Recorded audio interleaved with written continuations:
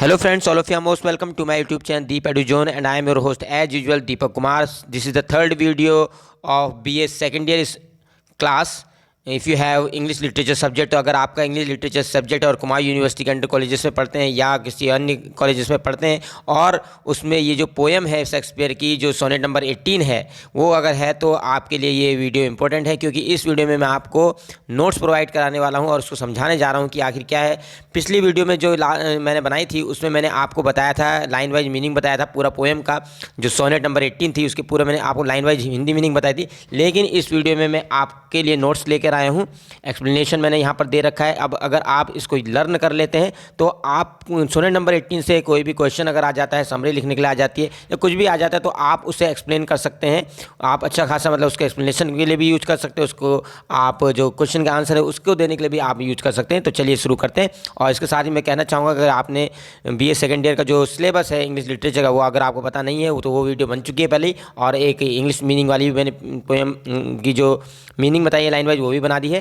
तो अगर आपको ये देखना है तो आप मेरे चैनल को लाइक शेयर और सब्सक्राइब करें। सब्सक्राइब करने के बाद बेल आइकन पर भी क्लिक कर दें, और ताकि आपको जो अपडेट है वो तुरंत मिल जाए। इसके साथ ही आप मेरा जो चैनल है, एक और मेरा जो चैनल है टेलीग्राम पर, उसको भी फॉलो कर सकते हैं। उसको फॉलो करने के लिए अगर आपको तुरंत चाहिए, क्योंकि मैं उसमें तुरंत जैसे ही मैं कोई वीडियो बनाता हूँ तो तुरंत डाल देता हूँ, तो आपको तुरंत वहाँ पर मिल जाएगी नोटिफिकेशन। अगर यूट्यूब का अगर आपको नहीं आता है तो इसके अलावा भी आपको वहाँ पर मिल जाएगा। तो आप मेरे टेलीग्राम चैनल को सब्सक्राइब कर लीजिए। इसके लिए मैं आपको लिंक दे दे रहा हूँ डिस्क्रिप्शन बॉक्स में, जाकर आप वहाँ देख सकते हैं।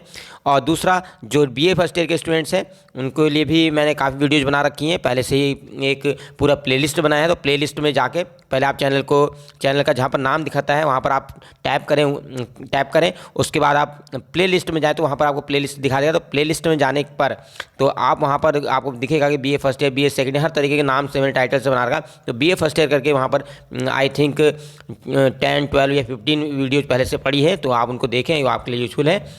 तो चलिए अब हम शुरू करते हैं। यहाँ पर बात कर लेते हैं BA सेकेंड ईयर की। तो BA सेकेंड ईयर वाले स्टूडेंट्स से थोड़ा सा मेरा रिक्वेस्ट है कि पिछली वीडियो मैंने आपके लिए बनाई थी, लेकिन अगर आप उस वीडियो को देखते, मैं आपसे कहना चाहूँगा कि आप वीडियो देखते हो तो आप उस वीडियो को अपने जितने भी दोस्त हैं उनके साथ शेयर करें, और उनसे कहें कि अगर कोई BA सेकेंड ईयर का स्टूडेंट है, अगर वो तो उसके इंग्लिश लिटरेचर सब्जेक्ट है तो उसको देखें, वो उसके लिए क्योंकि यूजफुल है। अगर आपके लिए आपको भी यूजफुल लगती है, सीधी सी बात है, आपको यूजफुल लगती है तभी आप देखते हैं और आप प्रेज भी करते हैं। तो मैं चाहूँगा कि आप इस वीडियो को, मेरी जितनी वीडियो बनती हैं आप उन्हें शेयर जरूर किया करें, जितना हो सके उतना ज़्यादा शेयर करें, ताकि अगर आप शेयर करेंगे तो हो सकता है किसी ना किसी ज़रूरतमंद के पास वो पहुँच जाएगी।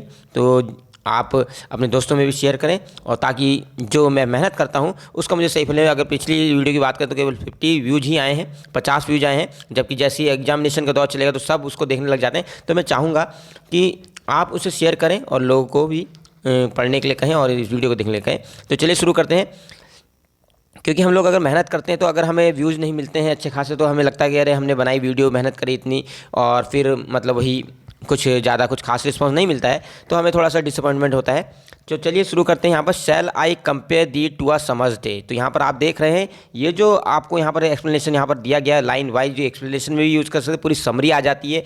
इस तरीके से अगर हम देखें तो कोई भी क्वेश्चन अगर आप सोनेट नंबर 18 से आता है, शेक्सपियर की पोएट्री से आता है, या वो कह देता है भाई ये जो पोएम है इसको अगर आप एक्सप्लेन करें तो आपके लिए बहुत यूजफुल रहेगा।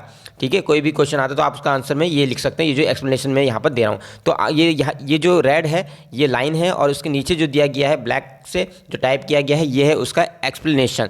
तो ये जी यही आपको लर्न करना है, ये आपका क्वेश्चन का आंसर का भी काम कर जाएगा आपको। ठीक है, तो चलिए एक एक करके शुरू करते हैं।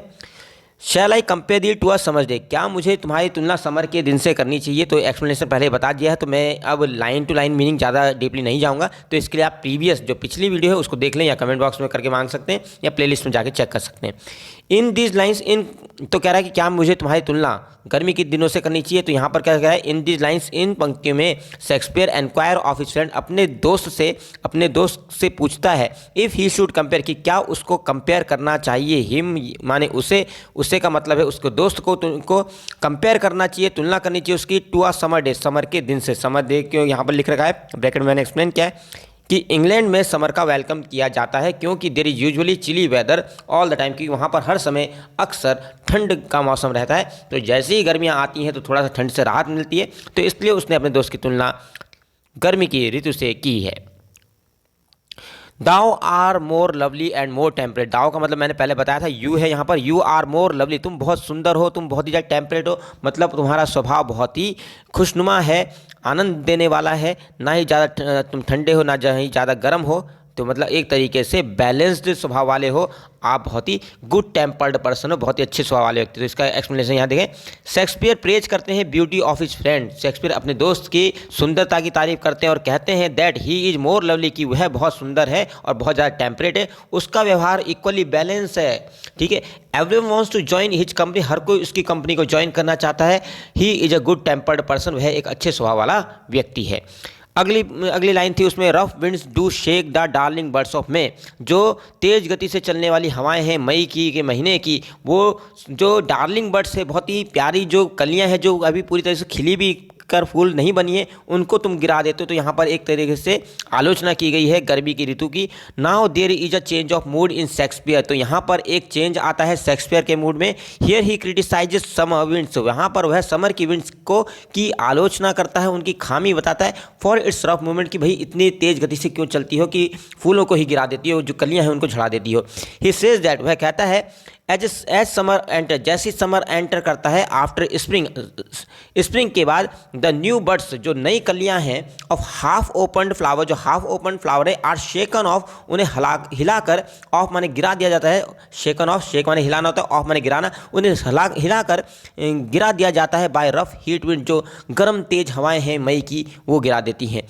ही एड्स दैट, ऐड का मतलब होता है जोड़ना या आगे कहना, ही ऐड करते हैं, वो ऐड करके कहते हैं, आगे जोड़ कर कहते हैं that summer is a lease season, summer एक लीज सीजन है। लीज का मतलब मैंने पोएम में, पिछली पोएम जो मैंने वीडियो बनाई है उसका line to line wise meaning बताया, वहाँ पर मैंने बताया लीज का मतलब किराए पर लेना, जो आपको वापस करनी है। तो ही एड्स दैट, यहाँ पर जोड़ कर कहते हैं कि समर एक लीज सीजन है। लीज सीजन का मतलब जिसे वापस लौट कर जाना है, आया है तो जाएगा भी वापस। इट हैज़ टू एंड, इसकी इसको ख़त्म होना है, इसे एक दिन समाप्त होना है। आफ्टर सम टाइम, थोड़े समय के बाद। इट इज़ नॉट परमानेंट, और ये हमेशा के लिए रहने वाला नहीं है। आगे बढ़ते हैं। And summer's lease hath all too short a date, और समर ने इसको जो लीज पर लिया है वो बहुत ही थोड़े समय के लिए लिया है। फर्दर शेक्सपियर से आगे शेक्सपियर कहते हैं दैट ही जॉयस पीरियड, की उसका जो जॉयस पीरियड है, ये खुशनुमा पीरियड जो है समर का, जिसका सब लोग आनंद उठा रहे हैं, इस शॉर्ट एंड टेम्परेरी, ये शॉर्ट है और टेम्परेरी है, थोड़े समय के लिए रहने वाला है। वी हैव गॉट इट, और हमने इसे पाया है एज लीज, लीज पर पाया है, जिसे हमें वापस लौटाना है। It has to return back, इसे वापस जाना है। And chilly winter will enter for a long period, और चिली विंटर फिर से आ जाएगा बहुत लंबे समय के लिए, ये तो थोड़े समय के लिए ही रहने वाला पीरियड है समर। जिस समटाइम टू हॉट, कभी कभी कह रहा है कि इतनी जो आँख है, आई ऑफ द हेवन साइन, जो स्वर्ग की आँख है, स्वर्ग की आँख के कहने का मतलब है जो सूरज है वो चमकता है। एंड ऑफन और अक्सर क्या होता है, उसकी जो गोल्ड कॉम्प्लेक्शन है, उसकी जो सुनहरी जो आभा है, वो जो चमक है, वो भी डिम पड़ जाती है, वो भी मध्यम पड़ जाती है। तो हियर ही कॉल्स द सन, यहाँ पर जो शेक्सपियर है वो सन को कह के पुकारते, the eye of heaven, heaven की आँख कहते हैं, आँख कहकर पुकारते हैं। दैट इज़ वेरी हॉट, जो बहुत ही गर्म है, एंड ऑलवेज शाइन, और जो हमेशा चमकती रहती है। बट समटाइम्स, लेकिन कभी कभी, इट ऑल्सो लूजेस इस गोल्डन शाइन, लेकिन कभी कभी ये भी अपनी गोल्डन शाइन खो देती है और डिम दिखने लगती है in the mist and behind cloud. In the mist का मतलब धुंध या कोहरे में और या बादलों के पीछे ये छिप जाती है। And every fair from fair sometimes declines, और हर सुंदरता का कभी ना कभी क्या होता है, डिक्लाइन होता है, पतन होता है। By chance of nature's changing course until, और भले ही वो किस्मत कह लीजिए या भाग्य का लिखा हुआ कह लीजिए, या नेचर का जो चेंजिंग कोर्स है जिसे अंट्रिम नहीं किया जाता, क्योंकि प्रकृति जिस रास्ते में चलती है, प्रकृति को जिस तरह से चलना होता है वो वैसे ही चलता है, उसको कोई भी काट छाट नहीं सकता या उसे कोई बदल नहीं सकता है। यहाँ Shakespeare tells us the bitter truth of life, यहाँ पर शेक्सपियर जिंदगी की कड़वी सच्चाई बताते हैं। दैट टाइम की लाइफ, दैट टाइम एनगल्फ, की जो समय होता है वो एनगल्फ कर लेता है, एनगल्फ माने निगल लेता है या समा लेता है all kinds of beauty and charm, हर तरीके की जो सुंदरता है, हर तरीके का आकर्षण है, उसको अपने आगोश में ले लेता है, उसको निगल लेता है। फेयरनेस कैन नॉट स्केप, तो जो फेयरनेस है, जो सुंदरता है, वो भी बच नहीं सकती है from the sickle of time. Sickle of time मतलब है, सिकल माने हंसिया, जिससे घास काटते हैं, हासी। तो हंसिया जो समय की जो दराती है, जो समय की हंसिया जो है, उससे नहीं बच सकती। Beauty decays with the passage of time, जो ब्यूटी है वो समय के साथ साथ नष्ट होती जाती है, डिके करती जाती है। दोनों ही जो फेट हैं, जो भाग्य है, किस्मत है और नेचर है, that can not be avoided, जिसे टाला नहीं जा सकता, आर हेल्पलेस, वो हेल्पलेस है। तो बोथ जो फेट और जो नेचर है that can not be avoided, जिससे ना तो बचा जा सकता है, और ये हेल्पलेस है because beauty and charm must decline one day, क्योंकि ब्यूटी और चार्म को तो एक ना एक दिन ख़त्म होना ही है, एक ना एक दिन इनका पतन होना है। बट दाई इटर्नल समर, लेकिन यहाँ पर वो कहते हैं कि लेकिन हे मेरे दोस्त, तेरी जो इटर्नल समर जो है, जो तेरी सुंदरता है, तेरा जो व्यक्तित्व है, शैल नॉट फेड, वो कभी फेड नहीं होगा। Not lost possession of that fair you owest, और जो सुंदरता तेरे पास अभी है, जिसके पर तेरा अधिकार है, वो आगे भी ऐसी रहेगी। कैसे रहेगी वो यहाँ पर एक्सप्लेन करते हैं। Sorry, okay, just a minute.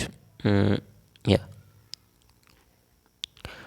Now Shakespeare starts to praise power of poetry. अब शेक्सपियर स्टार्ट करते हैं पोइट्री की शक्ति का बखान करना, तारीफ करना शुरू करते हैं, प्रेज करना शुरू करते हैं। ही सेज दैट, वह कहते हैं द टाइम में फिनिश योर ब्यूटी, हो सकता है कि समय तुम्हारी सुंदरता और चार्म को फिजिकली, भौतिक रूप से शायद नष्ट कर दे, फिजिकली हो सकता है ये खत्म हो जाएगा, but your beauty will remain immortal, लेकिन तुम्हारी जो सुंदरता है वो इमॉर्टल रहेगी, वो अमर रहेगी। In the description of his poetry, उसके पोइट्री के डिस्क्रिप्शन में, वर्णन में, क्योंकि उसने एक लिख दिया तो जब भी कोई पढ़ेगा तो उसको पता चलता रहेगा कि उसकी ब्यूटी कैसी थी, कितना सुंदर था।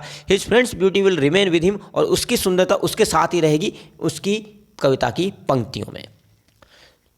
No shall death brag you, thou का मतलब you wanderest in the shade, ना ही मृत्यु तुझे अपनी मृत्यु की अपनी छाया में ले पाएगी, अपनी छाया में ले पाएगी। व्हेन इन इटर्नल, और जबकि जो इटर्नल लाइन्स, जो मैं लाइनें लिख रहा हूँ, पोइट्री जो की जो पोएम जो लिख रहा हूँ, उसमें टाइम यू ग्रो, तुम ग्रो करते रहोगे, समय के साथ साथ तुम ग्रो करोगे। शेक्सपियर सेज दैट, शेक्सपियर कहते हैं इवन डेथ, हो सकता है कि डेथ भी will not be able to, कह रहा है कि डेथ भी नहीं कर पाएगी, able to engulf his friend, death भी उसके दोस्त को निगल नहीं पाएगी। ही विल नेवर डाई, उसका दोस्त कभी नहीं मरेगा। ही विल बी इमॉर्टल, वो अमर रहेगा।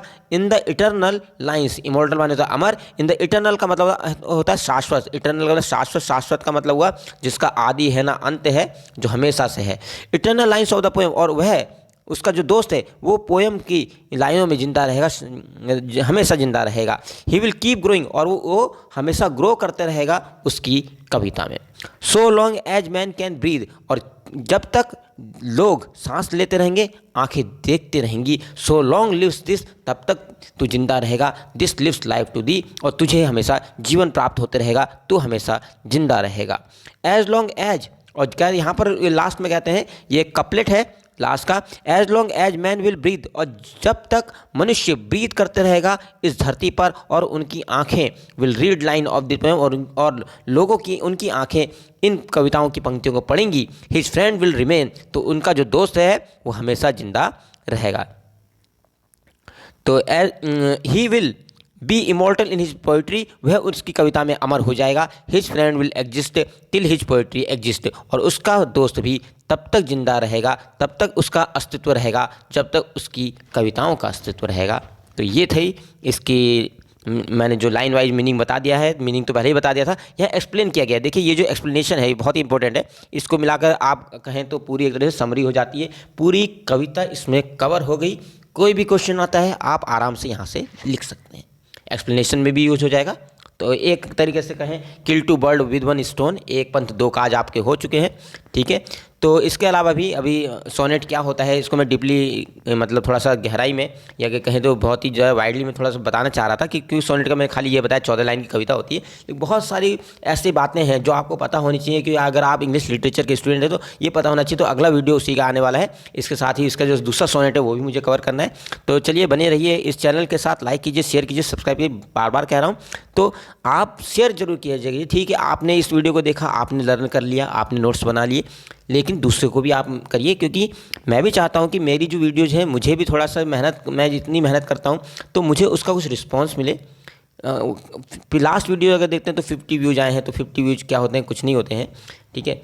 अगर इसके अलावा मैंने अदर वीडियो जैसे बनाई हैं तो बहुत सारे व्यूज़ मिल जाते हैं, लेकिन आपके लिए मैं ये वीडियो बनाता हूँ क्योंकि आप थोड़ा सा मेहनत करते हैं, आप भी थोड़ा रिस्पॉन्स कहते हैं कि सर बनाइए, तो हम बना रहे हैं। तो हम ये चाहेंगे कि आप भी थोड़ा सा रिस्पॉन्स अच्छा दें, जितना हो सके शेयर करें, उनसे कहें। आपके दोस्त होंगे, आपकी इंग्लिश लिटरेचर है, कोई और होगा, फर्स्ट ईयर वाले होंगे, तो उनको जरूर सजेस्ट करें। Thank you very much. Let's meet once again after next the video.